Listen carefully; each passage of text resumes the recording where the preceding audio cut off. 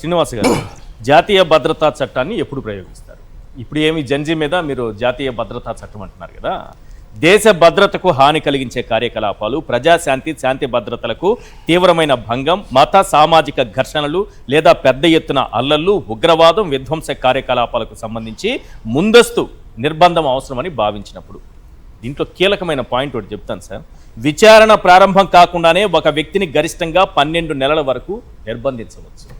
ఇంత కఠినమైన యాక్ట్ని ఈ విద్యార్థుల మీద, యువత మీద ప్రయోగించడం కరెక్ట్ అనుకుంటున్నారా? సార్, ఒకటి దాంట్లో క్లారిటీ తీసుకురావాల్సినటువంటి అవసరం. ప్లీజ్. ఈ ఎన్ఎస్ఏ అనేటువంటిది నేనున్నప్పుడు కాదు, అంటే కేంద్ర ప్రభుత్వం బీజేపీ ప్రభుత్వం ఉన్నప్పుడు తీసుకురాలే. 1980లో కాంగ్రెస్ ప్రభుత్వం అధికారంలో ఉన్నప్పుడే తీసుకొచ్చారు.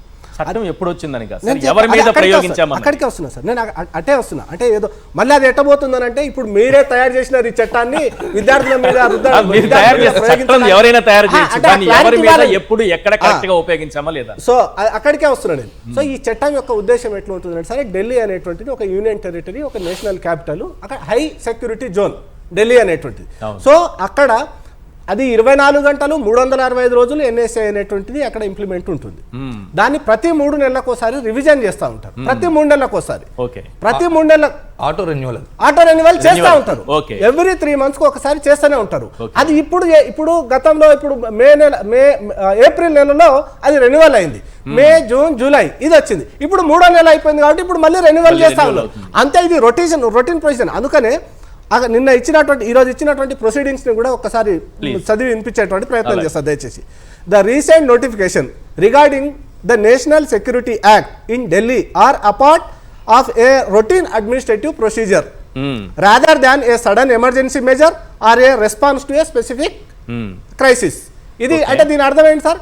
ఇప్పుడు జరుగుతున్నటువంటి దానికి కాదు, లేకపోతే మనం ఏదో ఎమర్జెన్సీని మనం ఈరోజు ఇంపోజ్ చేసేటువంటిది కాదు.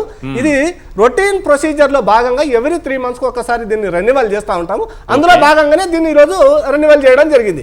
అంతే తప్పిస్తే అక్కడ సిజేపీకి సంబంధించినటువంటి ఏదో ఉద్యమం జరుగుతుంటేనో, లేకపోతే కాంగ్రెస్ పార్టీకి సంబంధించినటువంటి నాయకులు ఉద్యమం చేస్తుంటేనో దీన్ని ఈరోజు ఎన్ఎస్ఏని తీసుకురాలేదు సార్.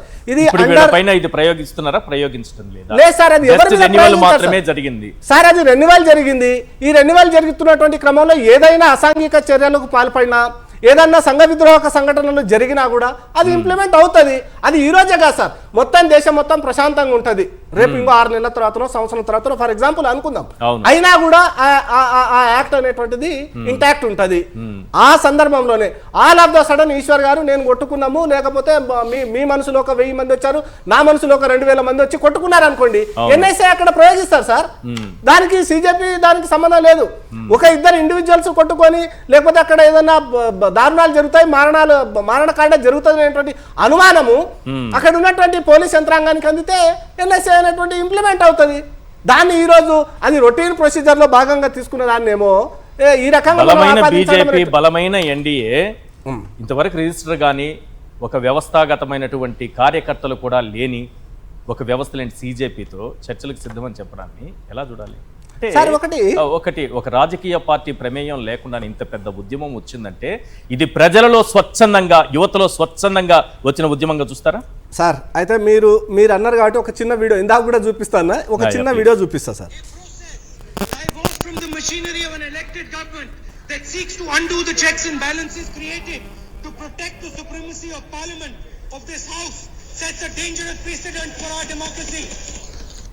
ఇది ఇందాక ఇంద్రనీల్ గారు చెప్పారు కదా, లోక్పాల్ బిల్లు కోసం అన్నా హజారే గారు ఉద్యమం చేస్తున్నటువంటి సందర్భంలో రాహుల్ గాంధీ గారు ఆ రోజు ఏమన్నారు? ఈ డెమోక్రసీ, మన దేశం యొక్క ప్రజాస్వామ్య వ్యవస్థకు, మన దేశం యొక్క అంతర్గత భద్రతకు భంగం వాటించే దిశగా ఈరోజు వాళ్ళ యొక్క ధర్నాలు, దీక్షలు జరుగుతూ ఉన్నాయి. కాబట్టి దాన్ని అణిచివేయాలని లోక్సభలో రాహుల్ గాంధీ గారు మాట్లాడినటువంటి వీడియో సార్. ఇది 2012లో లోక్సభలో మాట్లాడినటువంటి రాహుల్ గాంధీ గారు మాట్లాడినటువంటి వీడియో. మీరు అన్నట్టు దానికే వస్తే అక్కడ అనామకులే కావచ్చు, ఊరు పేరు లేనటువంటి పార్టీయే కావచ్చు, లేకపోతే ఒక వ్యంగ్యంగా పుట్టుకొచ్చినటువంటి పార్టీయే కావచ్చు సిజేపీ అనేటువంటిది.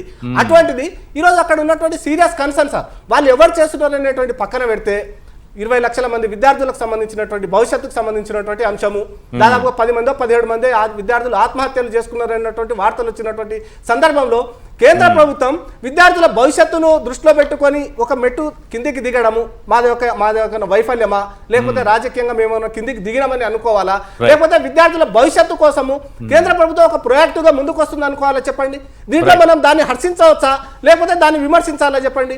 నిజంగానే కేంద్ర ప్రభుత్వము మీరన్నట్టుగానే అనామకులు ఊరు పేరు లేనటువంటి ఒక పార్టీ చేసేటువంటి దీక్షకు, ధర్నాలకు, వాళ్ళ యొక్క నిరసనలకు, వాళ్ళ యొక్క ఉద్యమానికి తలొగ్గింది అనుకోండి సార్, అది దాన్ని స్వాగతించాల్సిందే కదా. దాంట్లో తప్పు పట్టాల్సిందే ఉంది. 20 లక్షల మంది విద్యార్థులు రాస్తారు సార్ నీట్ పరీక్ష. దాంట్లో కొంతమంది చనిపోయినారు. వాళ్ళ యొక్క తల్లిదండ్రుల ఆశలు ఉంటాయి. వాళ్ళ తల్లిదండ్రులు తోపుడు బండ్లు నడుపుకునేటువంటి వాళ్ళు ఆటో రిక్షా కార్మికుడు కావచ్చు.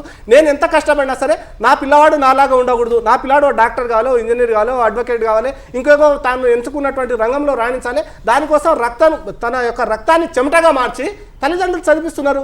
అటువంటి సందర్భంలో ఒక చిన్న పొరపాటు జరిగింది, విద్యార్థులకు కొంత నష్టం జరిగింది. జరుగుతున్నటువంటి సందర్భంలో వీళ్ళు ఒక కొన్ని డిమాండ్స్ తోటి ఉద్యమం చేస్తున్నటువంటి వాళ్ళతోటి చర్చలు జరపడానికి కేంద్ర ప్రభుత్వం 4 సార్లు దిగొచ్చింది సార్. ఇప్పటికీ 4 సార్లు దిగొచ్చినా కూడా ఈ రోజు వరకు ఆ సిజేపీకి సంబంధించినటువంటి వాళ్ళు కావచ్చు, కాంగ్రెస్ పార్టీ కావచ్చు, కాంగ్రెస్ పార్టీ ఏమో పార్లమెంట్లో మాట్లాడదామంటే ముందుకు రాదు, సిజేపీ వాళ్ళు ఏమో చర్చలు చేద్దామంటే మేము సిద్ధంగా లేమని మాట్లాడుతాం. సార్ దీని యొక్క ఇంటెన్షన్ ఏంటిది మీరే అర్థం చేసుకోండి ఈశ్వర్ గారు. 30 సెకండ్స్. ఇంత బలంగా ఉన్నటువంటి కేంద్ర ప్రభుత్వమే ఒక మెట్టు దిగి ఒక అనామకులైనటువంటి ఒక చిన్న వ్యంగ్యంగా పుట్టినటువంటి పార్టీతోటి చర్చలు చేయడానికి కిందికి దిగుతున్నటువంటి సందర్భంలో చర్చలకు వాళ్ళు సిద్ధంగా లేరు.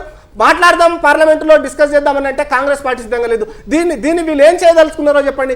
ఈ యొక్క మొత్తం వ్యవస్థ, ఈ మొత్తం యొక్క అంశానికి ఎక్కడో దగ్గర ఫుల్ స్టాప్ పెట్టాలి కదా సార్.